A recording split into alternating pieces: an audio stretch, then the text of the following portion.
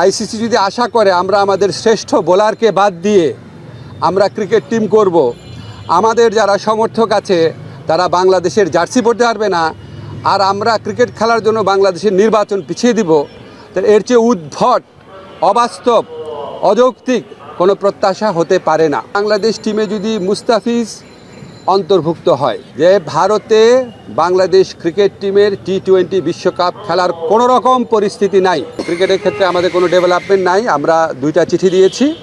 চিঠি দেওয়ার পর আমরা আইসিসির যে উত্তর সেটার প্রত্যাশা করছি। এর মধ্যে একটা জিনিস ঘটেছে আপনাদের আমার জানানো প্রয়োজন, সেটা হচ্ছে আইসিসির যে সিকিউরিটি টিম আছে, সিকিউরিটি দায়িত্বে যারা আছে, তারা একটা চিঠি দিয়েছে। সেই চিঠিতে বলা হয়েছে 3টা জিনিস হলে বাংলাদেশ টিমের নিরাপত্তা আশঙ্কা বাড়বে।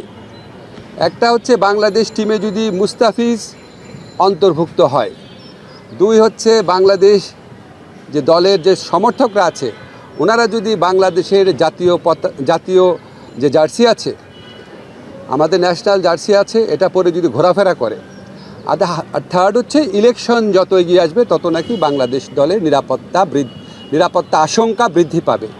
তো আইসিসি সিকিউরিটি টিমের এই বক্তব্য সন্দেহাতীতভাবে প্রমাণ করেছে যে ভারতে বাংলাদেশ ক্রিকেট টিমের টি-20 বিশ্বকাপ খেলার কোনো রকম পরিস্থিতি নাই।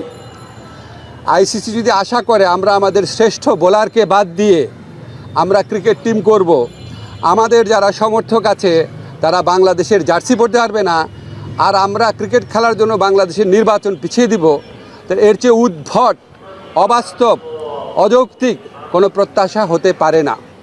আমরা মনে করি ভারতে যে উগ্র সাম্প্রদায়িক পরিস্থিতি বিরাজ করছে এবং বাংলাদেশ বিদ্বেষী যে পরিবেশ বিরাজ করছে, বিশেষ করে গত 16 মাস ধরে বাংলাদেশ বিদ্বেষী যে অব্যাহত ক্যাম্পেইন চলেছে, এটার প্রেক্ষিতে বাংলাদেশের পক্ষে ভারতে ক্রিকেট খেলা অসম্ভব ব্যাপারে পরিণত হয়েছে।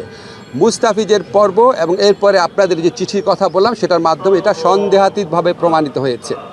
আমরা মনে করি ক্রিকেট খেলার উপর কারো কোনো মনোপলি থাকা উচিত না। বাজার ব্যবস্থাপনার ভিত্তিতে একটা খেলার সম্পূর্ণ বা একটা টুর্নামেন্টের ভাগ্য নির্ধারিত হতে পারে না। আইসিসি যদি সত্যি গ্লোবাল অর্গানাইজেশন হয়ে থাকে, আর আইসিসি যদি ভারতের কথায় উঠে আর না বসে, তাহলে অবশ্যই আমাদের টি-20 বিশ্বকাপে খেলার সুযোগ শ্রীলঙ্কাতে দেওয়া উচিত। এই প্রশ্নে আমরা কোনো রকম নতি স্বীকার করব না। 2টা ভেন্যু তো ইন্ডিয়াতে, আর জিজ্ঞেস করছেন কেন? আমি তো বললাম ইন্ডিয়া মানে তো ইন্ডিয়াই। ইন্ডিয়াতে কি আপনি মানে আমরা ইন্ডিয়ার কথা বলছি, আমরা তো কলকাতা বলি নাই। সো আমাদের বক্তব্য, যদি আপনার কলকাতার থেকে চেঞ্জ করে অন্য ভেন্যুতে দেওয়া যায়, শ্রীলঙ্কা দেওয়া যায়, কোনো সমস্যা না। আমি পত্রিকায় দেখলাম, আমি জানি না সত্যি নাকি মিথ্যা, পাকিস্তান নাকি আমাদের টুর্নামেন্টগুলো আয়োজন করার প্রস্তাব দিয়েছে। পাকিস্তানে করেন, কোনো সমস্যা নাই। সংযুক্ত আরব আমিরাতে করেন, কোনো সমস্যা নাই।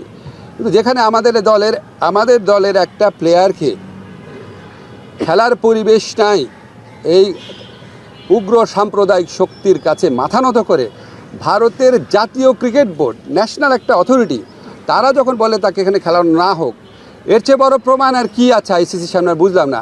আর আইসিসি সিকিউরিটি টিমের যে চিঠি আছে, এর তো আমরা একটা সময় চিঠির কপি আপনাদেরকে দিয়ে দিব। এটা তো সন্দেহাতীতভাবে প্রমাণ করে যে আমাদের ওখানে খেলার পরিবেশ নাই, ভারতের কোনো জায়গাতে খেলার পরিবেশ নাই।